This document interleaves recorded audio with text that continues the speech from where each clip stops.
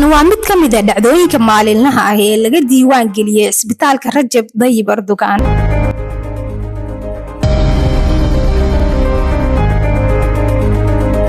أنا إلما رادنا أو إسبيتال أن آده قليل خلدنا له سمع ACU سجال بريان كجر ماشي على ACU وعافماده كيس كان محنوي ماتي يدو أو دعوة كسو جاري هنجر مرينكا إسبيتال بنانك قليل كمرتي أو ويسة كيس كمر كنوع ماتي نقص كاكود جناي نفط ودي سي حالة هذه أحمد تخاطرها مركا أرجني محن قوس بنان أنا قيبت ICU أوجد بينه سيدارية العافمات في عن وكهشو حالة إذا مركان قيماني محنا صوب بحد إن وهم جرمرين كناوع جاري كده بنا محاسب ماني توبا أو تراجع عن كحرني أو دعان كسوق هذه السببها إسكوفرون كإما هذا هم جرمرين كيو قيبت أو فيرها markaas kadibna maxaan sameynay maamada waxay u baahatay meel laga quudiyo because meeshii dhaawac gaaray ma ka quudi karin afkeeda ana wax ka qaadanin oo waxba afka laga siinin iyo maxaan sameynay in oo meel laga quudiyo oo caloosha weynta aan u furnay xaaladaas markaan muddo la socon kadib maxaan u xirnay system cusub oo loo yaqaano endoscopic vacuum assisted closure إيفاكا لو يقانا سيستم كاس مركو هوريس لو استعمالي أو دون كل وارك لو كن زديد إهد مركا منا أهم سيستم أو سو وقت وقاتس وشعب بحب إلى لو كن اللي حتمونك مركا أنا قبل كحان سمعني سيستم كاس محونا عاوي أن نجعنك أو لجساره قيبت أو قلي يوم محونا عاوي إنه النبر كإسحره يدو قليل لبعض لو سمعين maxaa muhiim ahayd in oo bukaanka waqtigu qaliinka galay muddo kooban kadib oo isla markii imaaday taasna wax badan ay naga caawisay in bukaanka oo xaaladiisa ay soo fiicnaato taqriiban ilaa bilo la joogay bukaanka qaybta ICU oo muddo joogay kadibna uu ka soo baxay bukaan jiifku aaday xaaladeeda maalinta kale waa ka sii fiicnaanaysay alxamdulillah maxaa farxadno ay maanta in ay ku soo laabato cuntadeeda ee raashinkeeda ee mar labaad afkeeda wax ka qaadato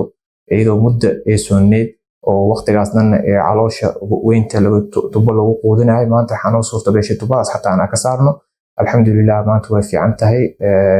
xaaladeeda kulligeed waa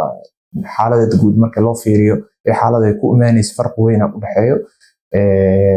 taasna waxay ku tusaysaa ahamiyadda ay leedahay in waxyaabaha qaarkood waqti hore wax laga qabto si yacni qofka bukaanka u helo daryeelka ugu fiican oo heli karo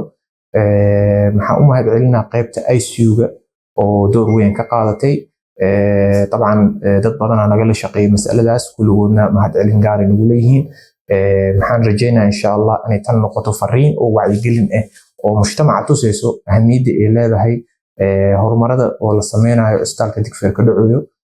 waa inay mas'aladaas ay ku baraarugsadaan ayna la socdaan insha Allah maxaan rajeynaa in oo kiisaska saas camal ah hadda kadib inta iska dhima lahaayeen wax laga qabto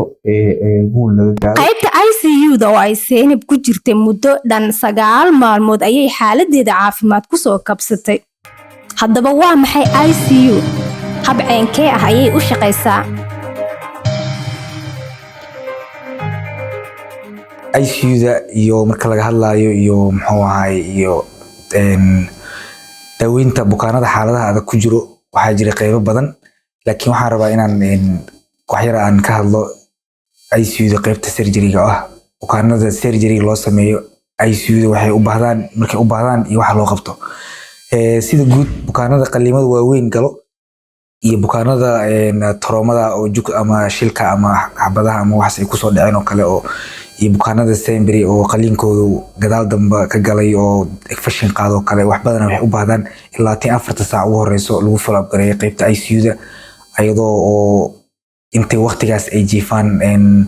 laga ilaali doono ama loo qabo doono muxuu ahaay waxyaabo kala duwan sida in muxuu ahaay haddii neeftooda dhib ay ka jirto kale mashiino lagu xiro ama ventilators lagu xiro in biyaha jirkooda balance laga dhigo oo aysan noqon dad fuuqbaxo kale aysan noqonin in nafaqada ay u baahan yihiin oo kale haddii afka ay ka qaadanayaan haddii xeedka qaadanayaan oo kale ayadana loo xisaabiyo oo nafaqada bukaanka la ilaaliyo iyo in muxuu ahaay bukaanka laga shaqeeyo inuu early recovery uu sameeyo ama inuu waqti horeba ICU inta uu ka baxo waxay kaloo ay bukaanada guud ay kala sameyn yihiin follow upka ama la socodka bukaanka saacadba saacad walba in la fiiriyo bukaanka pressurekiisa, in la fiiriyo oxygenkiisa, in la fiiriyo iyo baaritaanka sidii joogtada ah looga qaado oo bukaanka laga fiirinayo ee waxyaabaha muhiimka ah sida kaliya tahay say u shaqeynaysaa, beerkas u shaqeynaa intaba, iyo in la socdo hadba hawada oo sanbab ka qaadanayo iyo mid dhiigga ku jirta siday u falgalayaan intaba in laga qaadanayo kale. marka bukaanada qaar uma baahdaan inay ICU galaan markay qaliin ka soo baxaan kadib, qaarna way u baahdaan oo kale waxay ku xiran tahay hadba xaalka bukaanada iyo qaabka sida guud uga soo hadlay. waxaa jiro shaqaale caafimaad oo badan oo ka shaqeeya qaybta ICU. bukaan kasta wuxuu leeyahay kalkaaliye qaas ah oo u go'an. kalkaaliyahani wuxuu si joogto ah u eegaa qalabka iyo xaaladda bukaanka. haddaba intaasi oo dhami iyo dadaalkaasi oo dhami waxaa looga leeyahay sidii xaaladaada loogu soo celin lahaa normaal, laguna sii lahaa daryeel gooniya.